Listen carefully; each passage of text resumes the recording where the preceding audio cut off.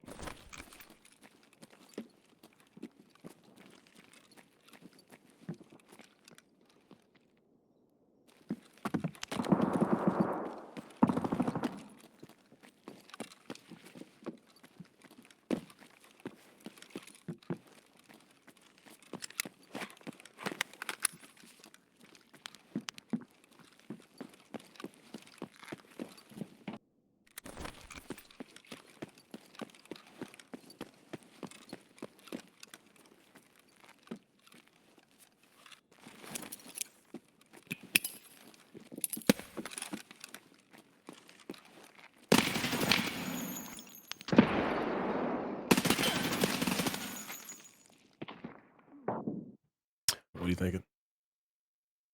So I don't know why I just like that's what I sort of was talking about is like sometimes I just freeze up there. Like I just stood on the staircase and I felt like I could have either just been more aggressive because he had a right hand angle, he could have just peeked out again and I didn't move. But I just kind of stood there and moved back and forth, but I essentially stayed in the same spot. Oh, what are you thinking right here? Right now, my goal is to get to office, and I'm just listening for PMCs and peeking for people that may be downstairs. Okay. Take painkillers as soon as you spawn in. I like that. Pop the stem. I usually pop in stems and rays, or are you just doing it because it's factory? Just because it's factory, I pop a Propital right off the beginning. Right, cool. Usually, I do a Golden Star, but I just prefer Propitals in factory. I want to know your tac device keybind because I want to see you toggling it on and off more. Right. In situations like this, you shouldn't have to consciously flick it on. It should be subconscious because it should be ingrained into your muscle memory. What I'd like to see you do is have your flashlight and laser mode on to get used to toggling it on and off. A lot of people usually get lazy just running the laser because they can afford to just have the laser on because obviously it's not a beam of light coming from your gun. With the flashlight being on, you have to be in tune. So that will help you toggle it on and off and be more conscious to where you can subconsciously do it. You understand what I'm saying? Right. Okay. Kill the scav, push into office. What are you thinking? You want a third I'm party? thinking there's a guy on the stairs, and he's not focused on me right now. So I'm wanting to push that while he's distracted. Okay, cool. You want a third party? Push up. He's engaged with somebody else. It's all in my butt. Now, I'd be very careful pushing this, right? You Okay. pushed the third party, right? You know it's the third party because he was engaging with somebody else, right? There were 2 shots between 2 parties, right? You killed the guy on the bottom of the staircase. You want to push up to kill the guy above him that he was fighting. It's the third party. I wouldn't be pushing up the staircase with my back turned. So you don't know if that guy's still holding the angle or if he left. Luckily, he left and he backed up. But this would Okay, be I a very see. awkward position for you to try flick around, pop a 180, and then kill the guy before he kills you. Right? Okay. So you swing that pre-fire. You run back down the staircase to this door. Now, in this whole situation, you're all over the place. You did not look comfortable at all. Okay.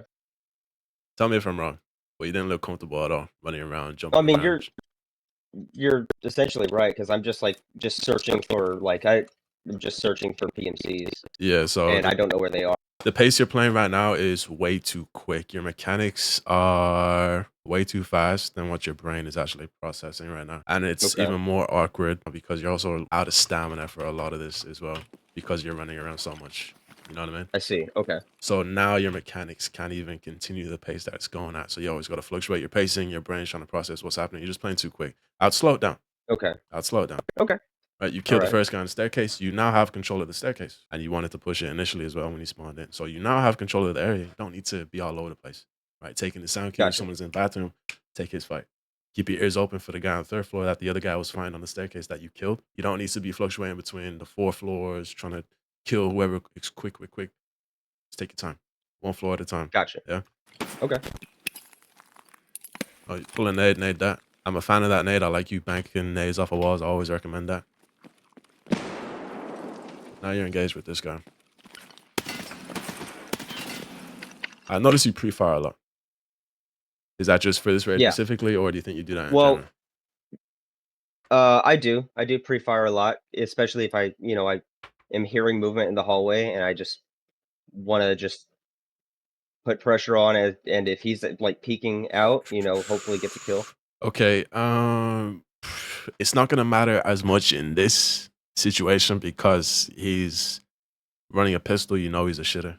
But if you're gonna be playing against me, I'm taking in that mental note. You've probably seen it in one of my videos before, but I know when people pre-fire. I keep that in the back of my mind and I use that to my advantage.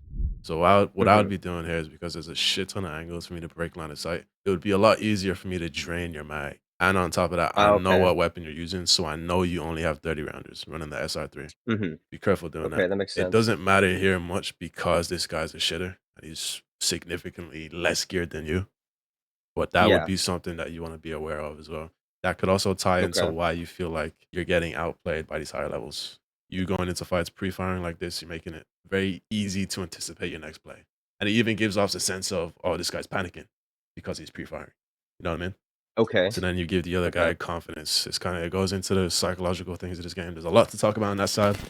In this situation, I've seen it before. I've seen it a lot of times where it's kind of like you guys are going back and forth trying to catch each other on this angle. Uh-huh. The correct play would be to just wait because you know there's nowhere else for him to go. Right? He's in the corner. He's Oh, either okay. gonna swing back right or he's gonna push up this way. Either way, he's gonna run into you. So I wouldn't be strafing Right. back Okay. over this way because now you're in the corner and he's able to reclaim map control. And obviously you don't have a line of sight because it's blocked off by the walls. Any questions on this one? No, you're making sense. Okay, cool. I get you.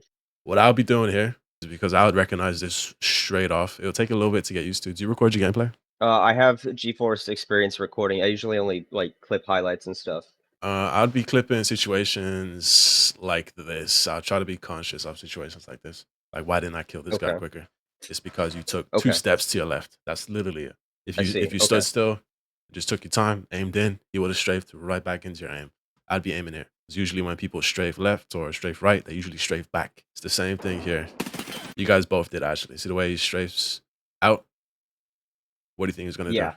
Strafe out and then strafe back in. Strafes back, just like you were doing, right? Back, strafes Yeah. out, you strafe back. Since we're talking about this, right? Let's say I'm in this situation, right? Mm-hmm. You kind of have the right idea, except you're holding an angle where he's already seen you at. So the head level is the same. So for example, he's seen you here, you've seen him here. So you're making a visual representation of where his head's at for when he peeks next time. Right. He's doing the same thing. So instead of holding the same angle on the same level, I'd be pushing up the staircase a little bit and trying to grab an angle the same way you're doing, just on the staircase here. So your head level is off-centered. And if you can keep the same logic of when I said they strafe out, what do? They strafe back They in. strafe back. So that would be something that you can land even a couple more shots. Because you're using SB6, you might even land a kill shot. Something else I want you to be aware of is crosshair placement. It's very poor. Looking at the ground too much? Yeah, it's way too low. So if somebody was in this room, let's say they were close like you were anticipating, that's why you swung this room, They would be up here. Right, your crosshair is Okay. down here.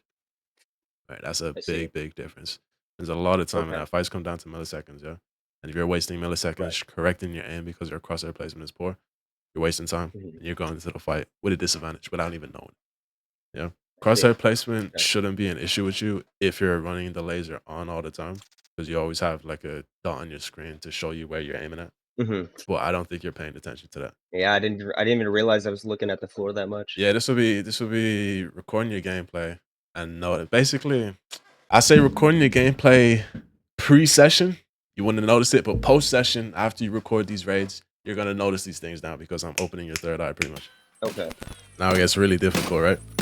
Yeah. So try doing it stages. I would work on being stationary, getting used to the feel of using